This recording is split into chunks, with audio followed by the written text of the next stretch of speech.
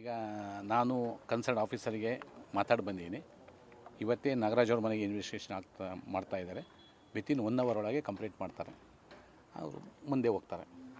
ಒಂದು ಆ್ಯಕ್ಟಲ್ಲಿ arrest discretion power ಐತೆ, section 3ಯಲ್ಲಿ section discretion power ಐತೆ.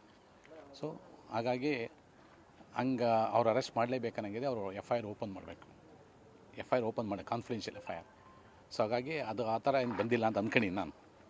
ಸೊ ನಾನು ಇನ್ಫಾರ್ಮೇಷನ್ ಕೇಳ್ತಾ ಹೋಗ್ತಾರೆ, ಮುಂದೆ ಅದು ಕಾನೂನು ಏನು ಹೋಗುತ್ತೋ ಅದು ಹೋಗುತ್ತೆ. ಸೊ ಈಗೇನು ಇನ್ವೆಸ್ಟಿಗೇಷನ್ ಈ ಮನೆಗೆ ಏನು ಮಾಡ್ತಾಯಿದ್ದಾರೆ, within hour complete 1 hour complete ಆಗುತ್ತೆ. ವಿಚಾರಣೆ ಆಗಿದೆ, ಮುಕ್ತಾಯ ಇದೆ. ದೇ ವಿಲ್ ಪ್ರೊಸೀಜರ್ ಫಿನಿಷ್ ಮಾಡ್ತಿದ್ದಾರೆ ಅಷ್ಟೇ. 1 ಅವರ್ ಇನ್ನೆರಡು ಮನೆಗೆ ಇನ್ನೂ ಹೇಳಿಲ್ಲ ಅವರು, ಯಾಕಂದ್ರೆ ಅವರಿಂದ ಹೋಗಿಲ್ಲ ಅಲ್ಲೇ. ಆಮೇಲೆ ಇಲ್ಲಿ EDಯಲ್ಲಿ ಈ ಪೊಲೀಸ್ ಅಂತ ಇರಲ್ಲ, ಡೆಪ್ಯೂಟಿ ಡೈರೆಕ್ಟರ್, ಅಸಿಸ್ಟೆಂಟ್ ಡೈರೆಕ್ಟರ್ ಅಂತ. ಸೊ ಇಲ್ಲಿ ಏನು ಟೀಮಲ್ಲಿ ಡೆಪ್ಯೂಟಿ ಡೈರೆಕ್ಟರ್ ಬಂದಿದ್ದಾರೆ ಮತ್ತು ಅವ್ರ ಟೀಮ್ ಬಂದಿದೆ. ಹೆಸರು ಹೇಳಲ್ಲ, ಡೆಸಿಗ್ನೇಷನ್ ಇಡ್ತಾರೆ. ಟೀಮ್ ಬಂದಿದೆ. ಏನೇನು ಸರ್ಚ್ ED ಆ್ಯಕ್ಟ್ಗಳಿಗೆ ಏನಿದೆಯಲ್ಲ, PMLA ಆ್ಯಕ್ಟ್ ಸರ್ಚು. ಯಾಕೆ ಅಂದರೆ PMLA ಒಳಗೆ FIR ಹಾಕಿರ್ತಾರೆ. FIR ಅನ್ನಲ್ಲಿ ಇಲ್ಲಿ ECR ಅಂತಾರೆ, FIR ಬೇರೆ ಪದ.